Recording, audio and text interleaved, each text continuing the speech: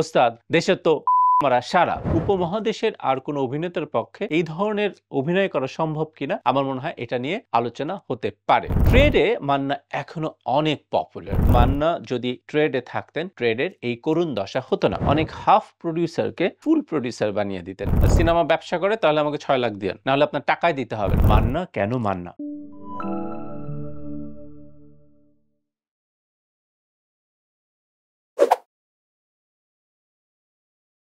আপনারা হয়তো শুনেছেন শান্ত কেন মাস্তান। আজ আমরা বলছি মান্না কেন মান্না। এর কারণটা হচ্ছে মৃত্যুর এত বছর পরেও ট্রেডের মানুষ বলেন আরেকজন মান্না তৈরি হয়নি যিনি মান্নার অভাব পূরণ করতে পারেন। কেন সেটি আমরা বিশ্লেষণ করার জন্য এই এপিসোডের নাম দিয়েছি মান্না কেন মান্না। 1984 সালের নতুন মুখের সন্ধানে এই প্রকল্পের মধ্য দিয়ে যে কজন নতুন মুখ এই ইন্ডাস্ট্রিতে আসেন তাদের একজন ছিলেন টাঙ্গাইলের ছেলে মান্না। মান্নার প্রথম দিককার যে ছবি সেই সিনেমাগুলো আসলে খুব একটা সফলতা পায়নি, অর্থাৎ আমরা বলতে পারি যে সোনার চামচ দিয়ে তিনি কিন্তু ইন্ডাস্ট্রিতে যাত্রা শুরু করেননি। উল্লেখযোগ্য সিনেমার মধ্যে তিনি অনেক প্রথম দিকের অনেক সিনেমা, তওবা সহ অনেক সিনেমায় তিনি সাইড রোল করছিলেন। কাজী হায়াতও তাকে একটি সিনেমায় সুযোগ দেন, সেই সিনেমাটির নাম ছিল হচ্ছে পাগলি। এরপর বেশ কয়েক বছর তাকে কিন্তু সংগ্রাম করতে হয় এবং তিনি প্রথম একক নায়ক হিসেবে সুযোগ পান যে সিনেমাটিতে, এবং যে সিনেমাটি তাকে ইন্ডাস্ট্রিতে মাটি এনে দেয়, চলার যে মাটি সেটি এনে দেয়, সেই সিনেমাটির নাম হচ্ছে কাশেম মালার প্রেম। এই সিনেমাটি এবং পরবর্তীতে আরো একটি দুটি সিনেমা, যেমন আমি বলতে পারি প্রেম দিওয়ানা, এই দুটি সিনেমার সাথে কিন্তু জড়িয়ে আছে ইলিয়াস কাঞ্চনের নাম। কাশেম মালার প্রেম সিনেমার অফারও যেমন গিয়েছিল ইলিয়াস কাঞ্চনের কাছে, কিন্তু তিনি এই সিনেমার সাথে যুক্ত না থাকার কারণে এই অফারটি পেয়ে যান তখনকার একদম নবীন নায়ক, স্ট্রাগলিং অ্যাক্টর মান্না, এবং এই সিনেমায় তার বিপরীতে অভিনয় করেন সে সময়ের খুব জনপ্রিয় একজন নায়িকা চম্পা। ফলাফল হচ্ছে কাশেম মালার প্রেম সিনেমাটি সুপার ডুপার হিট হয়ে যায়। এরপরে মান্নাকে কিন্তু আর ছবি পেতে বেগ পেতে হয়নি। মান্না কাশেম মালার প্রেম করেছেন, এরপরে তিনি দাঙ্গা, প্রেম দেওয়ানা, ডিস্কো ড্যান্সার সহ অনেক সিনেমা করেছেন। কিন্তু মান্না যে মান্না হয়ে উঠেছেন, মান্না যে গণমানুষের নায়ক হয়ে উঠেছিলেন, এর প্রধান কৃতিত্ব কিন্তু পাবেন কাজী হায়াত। কাজী হায়াতের যে সিনেমাগুলো, সেই সিনেমাই কিন্তু মান্নাকে গণমানুষের নায়ক হিসেবে পরিগণিত করে। কমার্শিয়াল সিনেমা আমরা আসলে কেন পছন্দ করি এবং কমার্শিয়াল সিনেমার নায়কদেরকে আমরা কেন এত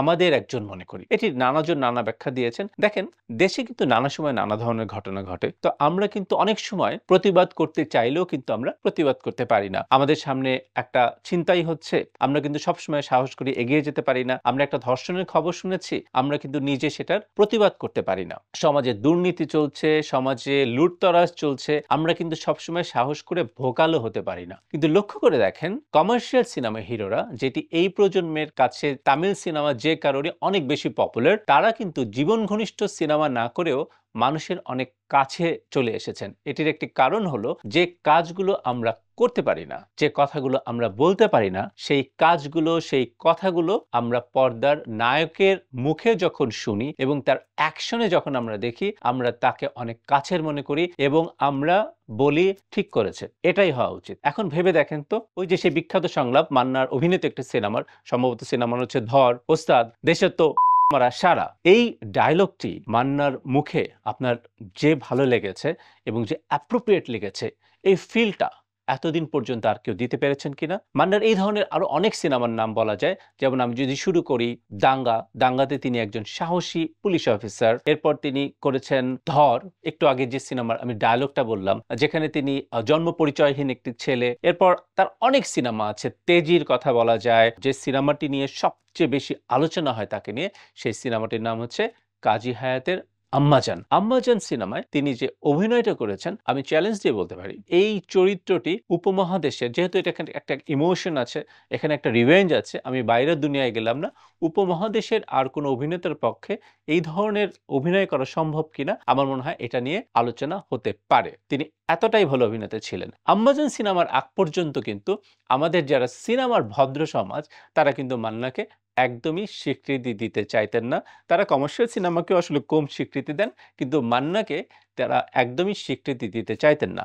আমার মনে হয় আম্মাজান সিনেমাটি দিয়ে তিনি আমাদের ভদ্র দর্শকের অনেক কাছাকাছি চলে আসেন। এখানে একটি বিষয় খুব লক্ষ্য করার মতো, তা হচ্ছে যে মান্না ভাই কিন্তু আমার দেখা একটা, আমি বলবো যে একটা রেয়ার আমি জানি না দেশের বাইরে এরকম ঘটনা ঘটেছে কিনা। তার মৃত্যুর পর মানুষের ভিড়ে লাশটি শহীদ মিনারে নামানো যায়নি, এমনকি ঢাকা শহরে তাকে কবরও দেয়া যায়নি। তার লাশটি নিয়ে যেতে হয়েছে টাঙ্গাইলে তার গ্রামের বাড়িতে। আমার মনে হয় না এ ধরনের পপুলারিটি দেশের কোনো মানুষের বেলায়ও আমরা খুব একটা দেখেছি। আমার অন্তত এই মুহূর্তে মনে পড়ছে না তিনি এতটাই জনপ্রিয় ছিলেন। আসলে গণমানুষের যদি আপনি প্রিয় অভিনেতা হন, সেটির একটা প্রকাশ হবেই, যেটির প্রকাশ হয়েছিল তার মৃত্যুর পরে। ট্রেডে মান্না এখনো অনেক পপুলার। তার মৃত্যুর পরে সিনিয়র অভিনেতা অভিনেত্রী থেকে শুরু করে তার সমসাময়িক অভিনেতা অভিনেত্রী, তার জুনিয়র অভিনেতা অভিনেত্রী, তার পরিচালক, প্রযোজক, ফাইট ডিরেক্টরস, এমনকি যারা এক্সট্রা অতিরিক্ত চরিত্র করেন তাদের একটা ভিড় হয়ে গিয়েছিল এবং তারা এখন পর্যন্ত মনে করেন যে মান্না যদি ট্রেডে থাকতেন, ট্রেডের এই করুণ দশা হতো না। একটু খোঁজ নেওয়ার চেষ্টা করেছিলাম যে মান্না ট্রেডে আসলে কি করতেন। মান্না সম্বন্ধে কিন্তু অনেক ধরনের রিউমার্সও আছে যে মান্না সারা রাত ঘুমাতেন না। তিনি আসলে শুটিং এর পরেই তার একটা টিম ছিল, তাদেরকে নিয়ে বসতেন কোথায় কোন সিনেমা হচ্ছে, কোথায় কোন ধরনের নতুন গল্প হচ্ছে এবং তিনি যে কাজগুলো করবেন সেই কাজে কি করে নতুনত্ব আনা যায়। তাকে নিয়ে সবচেয়ে যে বেশি প্রশংসা শোনা যায় সেটি হচ্ছে অনেক হাফ প্রডিউসারকে ফুল প্রডিউসার বানিয়ে দিতেন। সেটা কিভাবে? ধরেন একজন প্রযোজককে তিনি বললেন, কি ব্যাপার সিনেমা কেন বানাচ্ছেন না? তিনি বললেন, মান্না ভাই কি করে সিনেমা বানাবো, আমার কাছে তো পেটে ক্যাশ নাই। কেন, কত টাকা আছে? তিনি বললেন, আমার কাছে 30 লাখ টাকা আছে, এই টাকা দিয়ে কি সিনেমা হয়? তো মান্না বললেন যে 30 লাখ টাকা দিয়ে আসলে সিনেমা হয় না, কিন্তু আপনার কাছে তো 30 লাখ টাকা নাই। তো প্রযোজক বললেন, কেন? বললেন, আপনি আমার টাকাটা ধরেন, সে ফর এটা এখন কত হয়ে গেল, 37 লাখ হলো বা 40 লাখ টাকা হয়ে গেল। তিনি বললেন, হ্যাঁ হলো। তো তিনি বললেন যে ভাই নায়িকা, নায়িকাকে একটু টাকা দিয়েন, তারপর নায়িকার ম্যাক্সিমাম টাকাটা আপনি রিলিজের পরে দিয়েন। তো নায়িকাকে আমার কথা শুনবে মান্না ভাই? মান্না তখন বলতেন যে ঠিক আছে, আমি নায়িকার সাথে কথা বলছি। তো দেখা যেত যে একটা সিনেমায় নায়ক এবং নায়িকা যদি প্রযোজককে অ্যাসিওর করেন যে ঠিক আছে সিনেমা রিলিজের পরে আপনারা আমাকে টাকা দিবেন, তখন কিন্তু অনেক কাস্ট অ্যান্ড ক্রু কিন্তু সে পথটা অনুসরণ করে এবং এতে করে দেখা যায় যে 30 লাখ টাকার প্রযোজক তার কাছে আসলে তখন সব মিলিয়ে দেখা গেল যে 70 লাখ টাকা হয়ে গেছে। তো তিনি কিন্তু একটা সিনেমা তখন সাহস করতেন শুরু করার জন্য এবং তখন যেহেতু ব্যবসাও হতো, মান্না সিনেমা ব্যবসা দিতে পারত, প্রযোজকরাও বেশিরভাগ সময় কমিটমেন্টে রক্ষা করতেন। এমনও দেখা গেছে যে তিনি এক প্রডিউসারকে বলেছেন যে আমাকে 6 লাখ দিতে হবে, সেই প্রডিউসার বলেছেন না 5 লাখ দিব। তখন তিনি চ্যালেঞ্জ ছুড়ে দিয়েছেন যদি সিনেমা ব্যবসা করে তাহলে আমাকে 6 লাখ দিয়েন, নাহলে আপনার টাকাই দিতে হবে না। মেবি এটা কথার কথা ছিল, কিন্তু তিনি কিন্তু সেই চ্যালেঞ্জে জিতেছিলেন এবং প্রডিউসার ঠিকই তখন টেবিল কালেকশনে যে টাকা হতো, টেবিল কালেকশনটা পেয়েই তার বাসায় কিন্তু 6 লাখ টাকা পাঠিয়ে দিয়েছিলেন। এমন কিন্তু অনেক গল্প আছে যে তিনি অনেক হাফ প্রডিউসারকে ফুল প্রডিউসার বানিয়েছেন এবং তিনি প্রডিউসারদের সাহস দিতেন যে হ্যাঁ আপনারা কাজ করেন। এবং মান্না ভাইয়ের একটি উদার দিক ছিল, সেটি হচ্ছে যে মান্না ভাই কিন্তু আমি বলবো যে জুনিয়র অনেক তারকার সাথে অনেক সিনেমা করেছেন।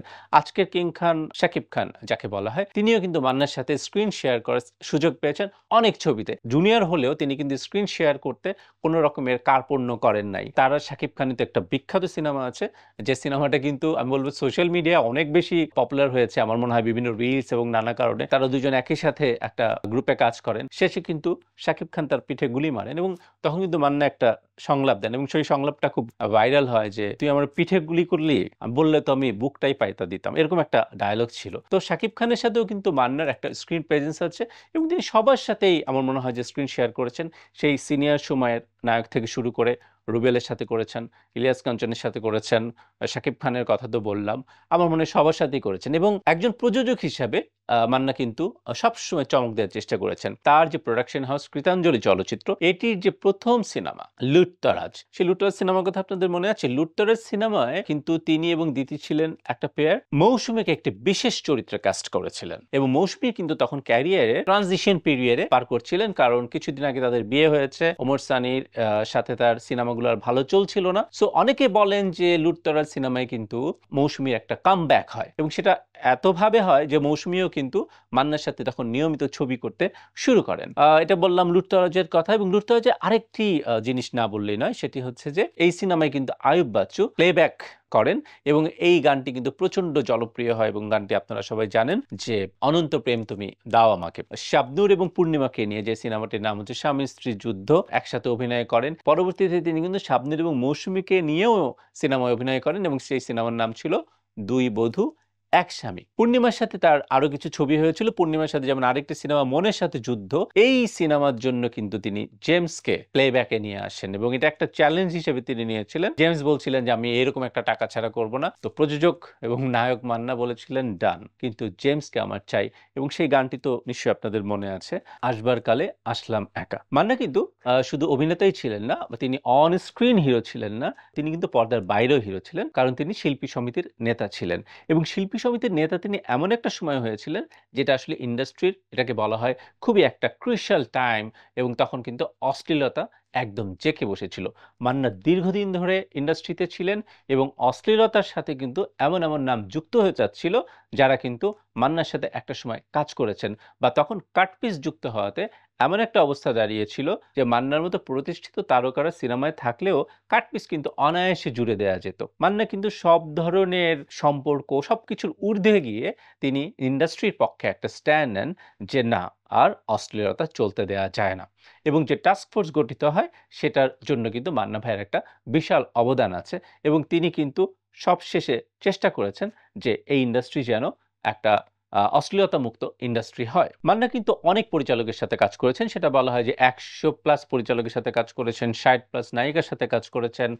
মান্না ৩ শতাধিক সিনেমায় অভিনয় করেছেন। কিন্তু আমরা বরং আলোচনা করতে চাই যে মান্না বেঁচে থাকলে আসলে কি হতে পারত? মান্না বেঁচে থাকলে এতদিনে কি আমরা বাংলাদেশের স্ট্যান্ডার্ডে একটা জওয়ান পেতে পারতাম কিনা? একটা পাঠান পেতে পারতাম কিনা? বা আমরা আজ তামিল সিনেমার জন্য যেভাবে আমাদের এই নতুন প্রজন্ম খুব ভক্ত হয়ে গেছে, আমাদের ইন্ডাস্ট্রিতে আ কমার্শিয়াল সিনেমার সেই জায়গাটা মান্না ধরে রাখতে পারতেন কিনা? মান্নাকে দিয়ে আসলে আরো কি করা যেত? এবং মান্না যদি আসলে ইন্ডাস্ট্রিতে থাকতেন, তাহলে কি এই যে বলা হয় যে শাকিব খান একা কাজ করে যাচ্ছেন, তার আসলে একটা প্রপার কম্পিটিটর নাই। একটা প্রপার কম্পিটিশন না থাকলে কিন্তু আসলে যুদ্ধটা জমে না। কারণ এই শাকিব খান কিন্তু মান্নার সাথে স্ক্রিন শেয়ার করেছেন এবং তখন তার কিন্তু অনেক প্রশংসা হয়েছে। আজ যদি মান্না বেঁচে থাকতেন, তাহলে হয়তো শাকিব খান নিজেকে আরো অনেক বড় জায়গায় দেখতে পারতেন এবং সত্যিকার একটা কম্পিটিশনের মধ্যে তিনি থাকতেন। এবং মান্না কেমন হতেন সেটা কিন্তু অ্যাজ এ প্রোডিউসার কেমন হতেন সেটা কিন্তু আপনাদেরকে একটু আগে বলেছি যে তিনি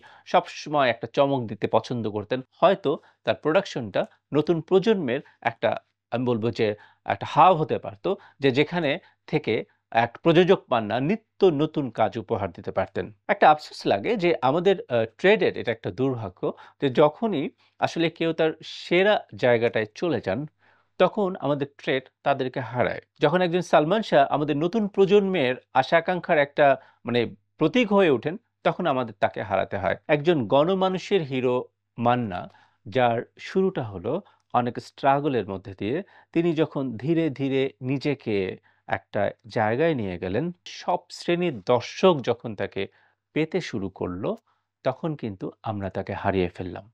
এটা আমাদের ট্রেডের দুর্ভাগ্য এবং আমাদের ট্রেড যে সমস্ত কারণে পিছিয়ে পড়েছে তার অন্যতম একটি কারণ হলো মান্নার মতো একজন ভালো শিল্পী এবং মান্নার মতো একজন ভালো নেতা এবং ভালো সহশিল্পী এবং প্রযোজক বান্ধব একজন শিল্পীর অকাল মৃত্যু। মান্না ভাই আপনি যেখানেই থাকেন ভালো থাকেন। We miss you.